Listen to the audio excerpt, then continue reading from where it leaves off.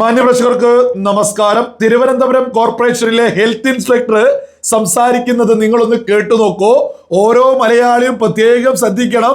കഴിഞ്ഞ തദ്ദേശ തെരഞ്ഞെടുപ്പില് വിജയിച്ച് ഹെൽത്ത് ഇൻസ്പെക്ടർ ആയിട്ടുള്ള വ്യക്തിയല്ല നിങ്ങളോട് സംസാരിക്കുന്നത്. അത് പ്രത്യേകം ഓർത്തുകൊണ്ട് ഇദ്ദേഹം പറയുന്നതൊന്ന് കേട്ടു നോക്കൂ. നിങ്ങൾ മേയറുമായിട്ട് ബന്ധപ്പെട്ട് ഒന്ന് സംസാരിക്കുക. വ്യക്തമായിട്ട് മേയർ പറഞ്ഞുവിട്ട നിർദ്ദേശത്തിനനുസരിച്ചാണ് ഞങ്ങൾ വന്ന് അന്വേഷിക്കുകയും ബന്ധപ്പെട്ട രേഖകളും ഇതുമായിട്ട് ബന്ധപ്പെട്ട് സ്ഥാപനം അടച്ചുപൂട്ടിയിട്ടുള്ളത്.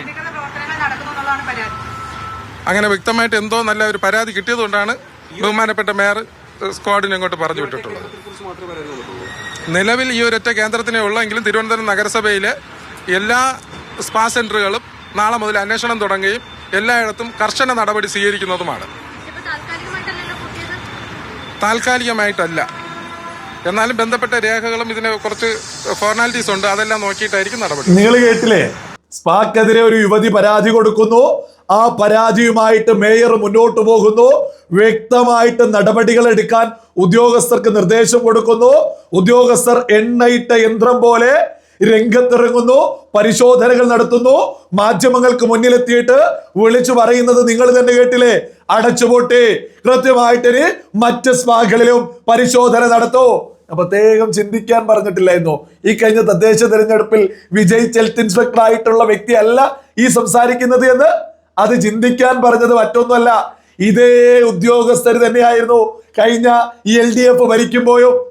നമ്മുടെ കേരളത്തിലെ ഇടത് വലത് നേതാക്കന്മാര് ഇവിടെ ഭരിച്ച് കട്ട് മുടിച്ച് നക്കി ജീവിക്കുക, ഒരു തർക്കമില്ലാത്ത വിഷയം. അതില് ഇവിടെ ഉദ്യോഗസ്ഥന്മാര് പോരായിട്ടല്ല, ഉദ്യോഗസ്ഥന്മാരും രാഷ്ട്രീയക്കാരെ പേടിച്ച് സകല കക്കലും മുക്കലും കണ്ടിട്ടും മിണ്ടാതെ പോവുക ഒരുപാട് ആള്. അവരുടെ ജീവിതവും അവരുടെ ജീവനൊക്കെ ഭയന്നിട്ട്. അതേസമയം ജനങ്ങൾക്ക് വേണ്ടി നിലകൊള്ളുന്ന ശക്തരായ ഭരണാധികാരികൾ നമ്മുടെ നാടിനെ ഭരിക്കാൻ എത്തിക്കഴിഞ്ഞാൽ, നിങ്ങൾ തിരുവനന്തപുരത്ത് കണ്ടില്ലേ, ഈ ഉദ്യോഗസ്ഥരൊക്കെ ഇന്നലകളിലും നമ്മുടെ കേരളത്തിൽ തന്നെ ജോലി ചെയ്ത വ്യക്തികളാ.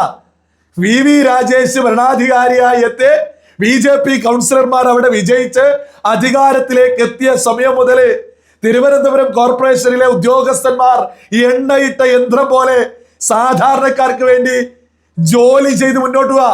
ആ ജോലി ചെയ്യാൻ നിർദ്ദേശം കൊടുക്കാൻ BJP ലീഡേഴ്സ് പ്രാപ്തരാണ് എന്നുള്ളത് പോലും മലയാളികൾ തിരിച്ചറിയല്ലേ. പ്രത്യേകം മനസ്സിലാക്കേണ്ട വിഷയം ഇതൊക്കെ. ഇവിടെ ഇടതും വലതും ഭരിച്ച് അവരുടെ വീട്ടുകാരും അവരുടെ കുടുംബവും അങ്ങ് വളർന്നു എന്നല്ലാതെ നമ്മുടെ നാട്ടില് എന്തെങ്കിലും ഒരു ഗുണമുണ്ടായോ?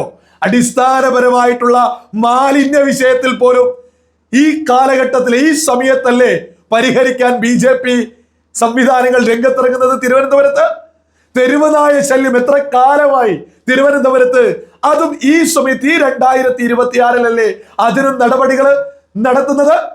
ഇലക്ട്രിക് ബസ്സുകള് കേന്ദ്ര ഗവൺമെന്റ് നിരവധി ബസ്സുകള് തിരുവനന്തപുരം കോർപ്പറേഷന് കൊടുത്തിട്ടും തിരുവനന്തപുരം ജനതയ്ക്ക് ഒരു ഉപകാരത്തിലേക്ക് എത്തിയത് തിരുവനന്തപുരത്ത് മേയറായിട്ട് VV രാജേഷ് എത്തിയത് മുതലല്ലേ. ഇതൊക്കെ ഓരോ മലയാളിയും ചിന്തിക്കണം. ഈ 2026-ലാണ് BJP ഭരണ സംവിധാനം തിരുവനന്തപുരത്ത് എത്തിയത് മുതലല്ലേ ജനങ്ങളുടെ അടിസ്ഥാന ആവശ്യങ്ങൾക്ക് പോലും പരിഹാരം കണ്ടെത്തുന്നത്.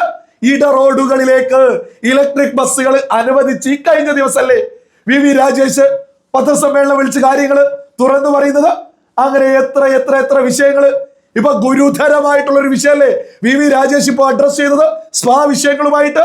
ഇതൊക്കെ പറയുമ്പോഴേക്ക് കുറെ ആളുകൾ ഇവിടെ ക്രോസ് മസാജ് ചെയ്താൽ എന്താണ്, മസാജ് ടൂറിസമാണ്, മാങ്ങാ തൊലിയ. ഈ ടൂറിസം എന്താണ്?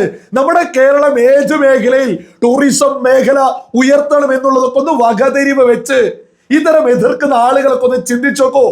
നമ്മുടെ കേരളം എന്ന് പറയുന്നത് വളരെ സുന്ദരമായ ഒരു നാടാണ്. ഈ നാട്ടിലേക്ക് വരുന്നത് ഈ സ്പാവും ഈ പറയുന്ന ക്രോസ് മസാജ് ചെയ്യാനല്ല. ഇവിടെയുള്ള പ്രകൃതി ചികിത്സ, ഇവിടെയുള്ള പ്രകൃതിയെ ആസ്വദിക്കാൻ, ആ ഭംഗി ലോകം മൊത്തം എത്തിക്കും. ഇതിലൊക്കെയാണ് നമ്മൾ ടൂറിസം മേഖലയിൽ നമ്പർ 1 ആവുക. അല്ലാണ്ട് ക്രോസ് മസാജ് ചെയ്തിട്ട് തായ്ലാന്റിനെയും ഈ പറയുന്ന പട്ടായ പോലെയുള്ള ഈ സ്ഥലങ്ങളെയൊക്കെ വെട്ടിച്ച് ലോകത്തെ സകല ആളുകളെ ക്രോസ് മസാജിന് തിരുവനന്തപുരത്തേക്ക് എത്തിക്കുന്നതാണോ ഇവിടെ ആളുകൾ പറയുന്ന ടൂറിസം എന്ന് പറയുന്നത്? അല്ല. നമ്മുടെ സംസ്കാരവും പാരമ്പര്യവും പൈതൃകമൊന്നും ലോകത്ത് മറ്റൊരു സ്ഥലത്തുമില്ല. നമ്മുടെ പ്രകൃതി ചികിത്സ, നമ്മുടെ പ്രകൃതി സൗന്ദര്യം, നമ്മുടെ സംസ്കാരവും പാരമ്പര്യവും പൈതൃകമൊക്കെ ലോകത്തിന് മുന്നിൽ അവതരിപ്പിക്കുക. ഇത് കണ്ട് ലോകം മൊത്തമുള്ള സഞ്ചാരികൾക്ക് വലിയ വലിയ പ്രിയമുള്ള സ്ഥലമാണ് നമ്മുടെ കേരളം എന്ന് പറയുന്നത്. ഈ കേരളത്തിലേക്ക് ഇവിടേക്ക് വരാനുള്ള അടിസ്ഥാന സൗകര്യങ്ങൾ വർദ്ധിപ്പിക്കുക എന്നുള്ളതാ. അല്ലാതെ ക്രോസ് മസാജ് ഉണ്ടെങ്കില് ടൂറിസം വളരൂ എന്നൊക്കെ പറയുന്ന മരമൊണ്ണകളോട് നിങ്ങൾക്ക് എന്തെങ്കിലുമൊക്കെ താല്പര്യം ഉണ്ടെങ്കിൽ നിങ്ങൾ എവിടെയെങ്കിലുമൊക്കെ പോയിട്ട് ചെയ്യുക. അത് ഈ നാട് കുളമാക്കാൻ നിങ്ങളുടെ പുരോഗമനമായിട്ടൊന്നും ഇവിടെ ആരും രംഗത്തിറങ്ങണ്ട. വളരെ വ്യക്തമാണ് വി രാജേഷ് പറയുന്ന വിഷയത്തില്. അതായത് അദ്ദേഹം കൃത്യമായിട്ട് പറയുന്നുണ്ട്, നിയമപരമായിട്ട് അനുവദിക്കാവുന്ന എല്ലാ രീതിയിലുള്ള കാര്യങ്ങളും ഇന്ത്യൻ ഭരണഘടനയിൽ ഉള്ള എല്ലാ കാര്യങ്ങളും അനുവദിക്കൂ. അതിനെതിരെയുള്ള കാര്യങ്ങൾക്കാണ്, അതായത് വളരെ ചുരുക്കി പറയാം, ഈ മസാജ് സെന്റർ ഒക്കെ ആയി സ്പാ ഒക്കെ ആയി ബന്ധപ്പെട്ട് ഇത്ര റൂമിന് ഇത്ര വീതി വേണം, ഇത്ര നീളം വേണം, ഇത്ര സൗകര്യം വേണം, ഈ ഒരു ഡോക്ടർ വേണം, ഇതൊക്കെ ഇത്തരം നിയമങ്ങളുണ്ട്. ഇത്തരം കാര്യങ്ങള് ഈ നിയമപരമായിട്ടുള്ള കാര്യങ്ങൾ ചെയ്യുന്നവർക്ക് സ്പാ മുന്നോട്ട് കൊണ്ടുപോവാ. ഇതില്ലാത്തവരെ അടച്ചുപൂട്ടും. അനധികൃതമായിട്ട് ഒരു കാര്യവും അനുവദിക്കില്ല. അത് സാധാരണക്കാർക്ക് ബുദ്ധിമുട്ടുണ്ട്. അതാണ് വി രാജേഷ് ഉയർത്തിപ്പിടിക്കുന്നത്. കേരളത്തിൽ തിരുവനന്തപുരം കോർപ്പറേഷനുമായി ബന്ധപ്പെട്ട് കേരള ജനത തന്നെ തിരിച്ചറിയാ, BJP നാട് ഭരിച്ചാൽ നാട്ടിലെ സാധാരണക്കാർക്ക് അത് ഗുണമുണ്ടാവും, സമാധാനമുണ്ടാവും, സുരക്ഷയുണ്ടാവും. പട്ടിശല്യമായിട്ട് തെരുവിലിറങ്ങാൻ സാധാരണക്കാർക്ക് ഭയമായിരുന്നു, അത് മാറിക്കൊണ്ടിരിക്കുക. സാധാരണ യുവതികൾക്ക് ഒരു ജോലിക്ക് പോകുമ്പോൾ പ്രശ്ന സ്പാ സെന്ററും അതും ഇതൊക്കെയായി ബന്ധപ്പെട്ട് മിനിറ്റുകൾക്കുള്ളിൽ ആക്ഷൻ എടുക്കുന്ന ഒരു മേയർ നമ്മുടെ തലസ്ഥാന നഗരിയിൽ ഉണ്ട് എന്ന് പറയുന്നത് മലബാറിൽ ജീവിക്കുന്ന നമുക്ക് പോലും വലിയ ആശ്വാസ. എന്തൊരു ആവശ്യമുണ്ടെങ്കിലും അത് നേരിട്ട് വിളിച്ചാൽ മണിക്കൂറുകൾ കൊണ്ട് നടപടി.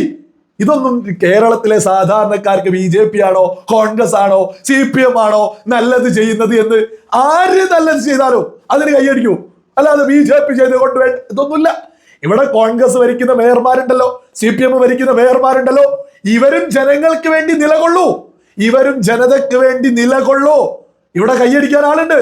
ഇനി ഏതായാലും ഈ പറയുന്ന ഇടതിനെയും വലതിനെയൊന്നും കേരളത്തിലെ ഇടതിനെയും വലതിനെയൊന്നും ബോധമുള്ള ഒരു മലയാളി അംഗീകരിക്കില്ല.